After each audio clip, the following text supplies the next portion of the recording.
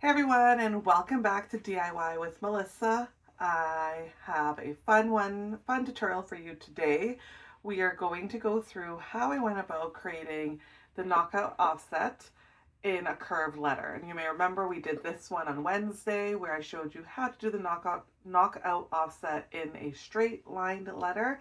So today, you're going to do it out of a curved letter. We have S is one example because it is a little bit of a different shape as opposed to C, O, G, that type of thing. So I'm gonna go through how I went about creating these two designs. You will of course get the font names for both of them so you can try them out on your own. But they're really cute. I actually really loved how the Sophia came out. You may remember I did this one with a different font on social media. So this font, I actually think I preferred over the one I did. I think I did Biamo on the one for social media. So this one I loved way more. And then the Cassandra, I did it with another font as well. We're going to go through all of that. All the font names will be given to you. So without further ado, we're going to head to the computer and get this started. All right. We are, of course, back at the computer, and now I'm going to show you my thoughts on how to do this knockout offset with a curvy letter. I have the 4 curvy letters here. Anything else, I think, is about the same. I mean, technically, C, G, and O are technically the same, but I will show you a couple of them anyhow. So let's start with S. You may have seen I did do this on social media a little while ago. And I'm just going to do it one more time. So if you need to pause for any reason, you can. So we have our S. I am using, of course, the font Chip Decor. I'm going to bring in a name.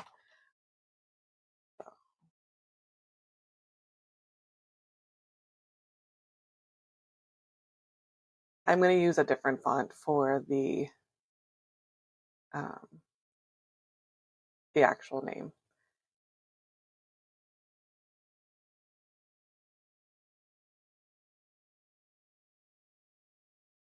Oh, that one looks good. Okay, so we have our name brought in, and I'm just going to rotate it ever so slightly. And you can add it to your initial however you'd like. The other thing I'm going to do is I'm actually going to curve it inwards a touch.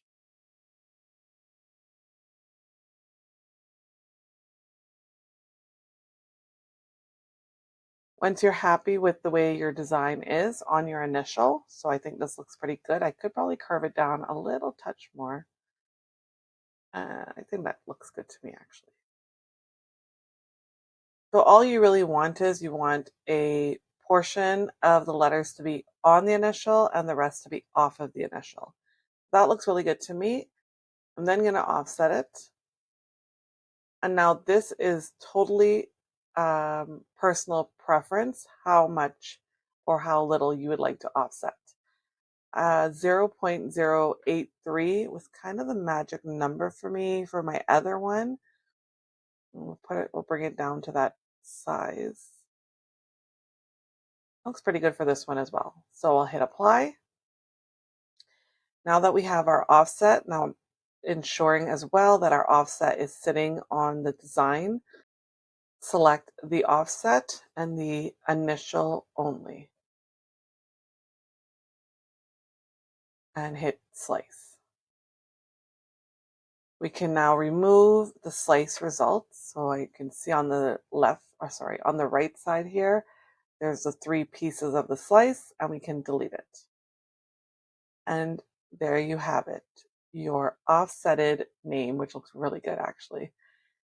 So the other thing you may want to do is if you select just the initial and click on contour, these little bits that are left over here, you can hide. And I think I will hide the small ones, but I think I'm going to keep the big one in. Because I think it will give it that finishing look almost. Whatever works for you, of course, do. That looks pretty good to me, so I'm happy with that. I'm going to select both pieces and attach. As I mentioned in my last video, if you don't attach, your two parts will get separated when it's ready to cut. If you are going to cut this in the same color vinyl, you want to click attach. That way you're going to actually weed it exactly the way it is on the canvas. So that's the first one. We'll then do the C. And like I said, the C, the O, the G are pretty much the same thing. We'll start with the C.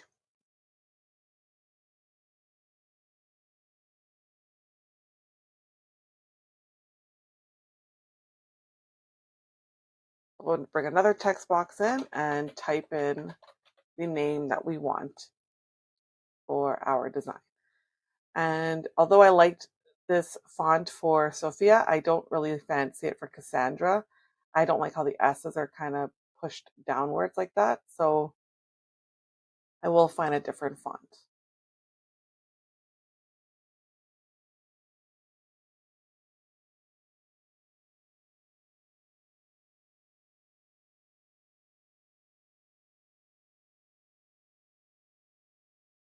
I like how vintage curveball looks. It's nice and clean and it's straight, which I also like because we're going to have to curve this one.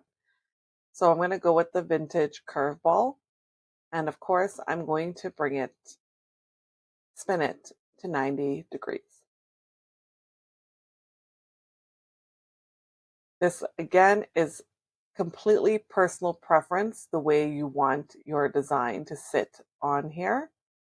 If you want it to sit the opposite way, so we'll go like this. If you want it to sit this way, you can, which actually I think I like it better this way as well. So once you have your design on your initial, we're going to use that curve tool again because we want to ensure that every letter is touching the initial. And that looks actually really good to me. Now, I'm not sure if you can see, but then you get into these issues where the overlapping is a little messed up because of the curving. So I will try to bring the letters together a touch.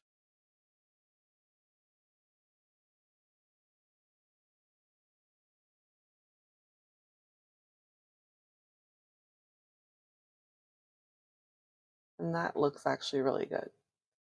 So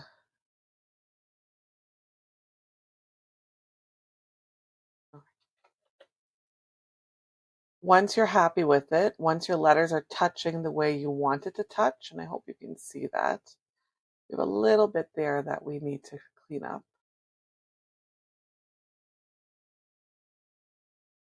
I think we're okay actually, like this. So let's see, we'll do this. We're gonna hit weld just to see what it's gonna look like. And although there's a little tiny bit of overlap, it's not awful. I think we can get away with it. Okay, so I can now bring this back onto my initial.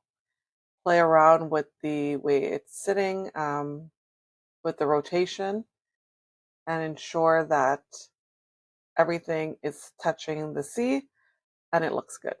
So now we will hit offset again. 0.083 looks pretty good to me again, and I'm going to hit apply. I'll then grab the offset and the initial and slice. We're going to delete the sliced portions, and there you have it. Oh, that looks really good. Now, my C right here, I think I'm actually going to use a contour and remove the piece that's sitting there. So I'm selecting just the initial, I'm selecting contour, and I am going to hide that contour and X out. And I think that looks much better the way it is. That looks really good. I'm really happy with that. So the O and the G would be the same concept. You would do your O on this side or this side, whatever looks better for you. I feel like this side would be better. And the same thing with the G, of course, would be this side as well because this side is open. Once you're happy with this, don't forget to select both pieces and attach them. So I've attached this, and this is also attached, and I'm going to hit make. Now, it's extremely important when you are cutting. If this is going to be cut out of heat transfer vinyl, you really need to remember to mirror your design. However, Cricut also now has done an update. When you choose your material, it will automatically mirror it for you. So I did not mirror it there. Okay, click on continue. And I'm going to choose everyday iron on. And there you go. It automatically turned my mirror on. So just ensure that it does work. I've seen in groups that people are saying it doesn't work automatically all the time. I'm not sure. I've not had that issue so far. However, just make sure you turn on mirror if you're using iron on for your design. So I'm going to get this cut now, and I'll meet you back at the craft table to show you what it looks like, and we'll weed it together. Okay, our project is complete, and we're just going to weed it so I can show you what it's going to look like.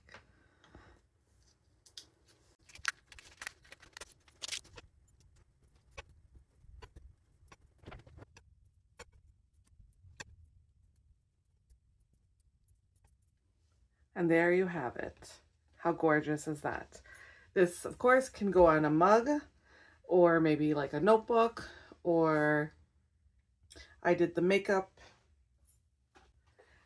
pouch. So this is what you would do for this creation for a curved letter. Now, I feel like we need to put this on something and see what it looks like. So I just have a Starbucks cup. Do you remember when these were a big hit and everybody was decorating Starbucks cups? I think I bought it at that time and never used it. So I will just clean the cup off with some rubbing alcohol. I highly suggest you do this when you are sticking anything onto a mug, a cup, a tumbler, whatever the case may be. I just picked this up from Dollar Tree. I like it because it has the pump on it. So that's ready to go. So we just have our transfer tape here. Get this on.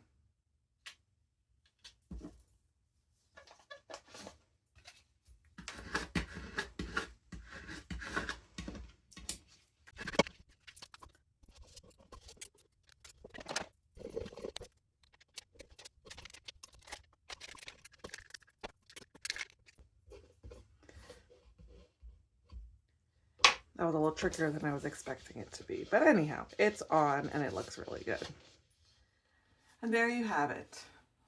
The most adorable little decal for your Christmas projects. I hope you give this one a try. As always, if you do, leave me a comment. Let me know how it is. Or if you follow me on socials, tag me in those projects. I love to see them. It really makes my heart happy when you guys tag me in your projects. As always, do not forget to hit that like button, the bell button, and hit subscribe so that you can see all my tutorial videos that I'll be posting. Until next time, happy crafting, take care, bye now.